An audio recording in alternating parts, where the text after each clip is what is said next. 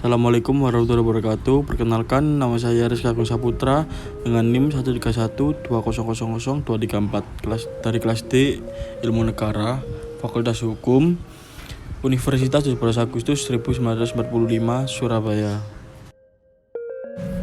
Di sini saya akan menjelaskan teori pokok pemikiran Jean-Jacques Rousseau atau yang lebih dikenal dengan J.J. Rousseau. Nama lengkapnya adalah Jean-Jacques Rousseau yang dilahirkan di Jenewa, Swiss pada tanggal 28 Juni 1712. Ayahnya bernama Isaac Rousseau, seorang pembuat arloji, dan ibunya bernama Susanna Bernard. Bundanya mengembuskan nafas terakhir tak lama sesudah melahirkannya, sedangkan ayahnya diasingkan di Jenewa karena suatu kasus. Rousseau sempat menjadi pengembara di daerah Annecy, suatu tempat pada perbatasan Swiss dan Prancis. Di sana, Rousseau sempat berkenalan dengan janda Katolik yang bernama Madame Barnes hingga menjadi istri. Pada tahun 1740, ia melarikan diri ke Paris dan bertemu tokoh-tokoh pencerahan Prancis. Pada tahun 1728, Rousseau meninggalkan Jenewa pada usia 16 tahun. J.J. Rousseau meninggal dunia pada tahun 1778 di Ermenonville, Prancis. Rousseau memiliki berbagai karya, diantaranya Discourse on the Origin of Inequality,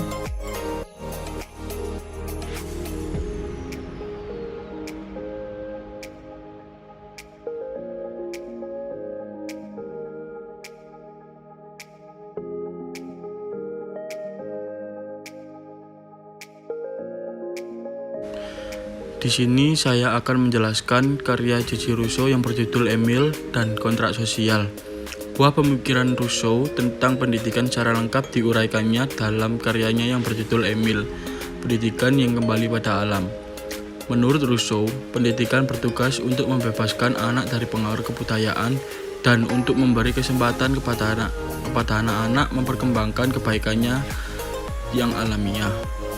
Prinsip dasar pendidikan yang dikemukakan Rousseau adalah bahwa suatu pendidikan harus diresmikan dengan sifat dan kebutuhan individu setiap anak.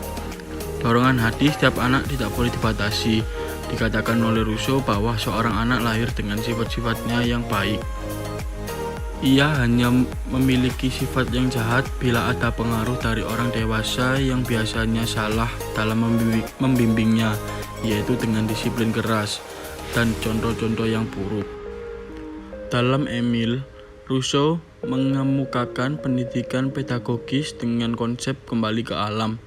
Pemikirannya yang melawan arus dan pengaruh-pengaruhnya yang besar dalam bidang pendidikan menjadikan teorinya sebagai salah satu yang perlu dipelajari dan didiskusikan. Uraian tentang pemikiran Rousseau diharapkan dapat memberikan banyak pengetahuan dan wawasan bagi pengembangan pendidikan. Penguraian tentang pendidikan juga diuraikan dalam autobiografinya yang berjudul The Confessions of Jean-Jacques Rousseau. Akan tetapi, prinsip-prinsip atau asas-asas pendidikan dalam buku ini tidak secara jelas dan lengkap dijelaskan seperti dalam Emile. Dalam buku Emile, Rousseau menuangkan lebih banyak pemikirannya tentang pendidikan.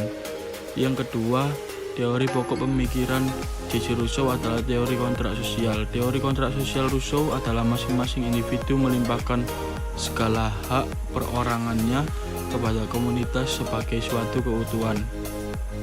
Dengan itu, segala hak alamiah termasuk kebebasan penuh untuk berbuat sekehendak hati seseorang pindah ke komunitas, atau dengan kata lain, kehidupan bersama dengan sendirinya menurut kebebasan masing-masing orang dibatasi demi hak kebebasan orang lain yang sama besarnya, juga oleh tuntutan kehidupan bersama. Hal ini berarti bahwa kebebasan seseorang akan dibatasi oleh kebebasan orang lain. Dalam teori ini dipahami bahwa para anggota dari berbagai kelompok sosial keagamaan yang berbeda merelakan diri mereka untuk berinteraksi, akan tetapi mereka tetap loyal terhadap agama mereka. Dalam lanskap negara Indonesia yang memiliki berbagai macam agama, common value untuk dijadikan kontrak sosial dan menjadi acuan bersama adalah Pancasila Sebab-sebab nilai Pancasila menyangkut kemanusiaan, persatuan, kerakyatan, dan keadilan. Dengan pemahaman ini, masa depan umat beragama akan menjadi terang dan bersinar karena tidak ada tindakan diskriminatif. Sekian dari saya, mohon maaf bila ada salah kata. Wassalamualaikum warahmatullahi wabarakatuh.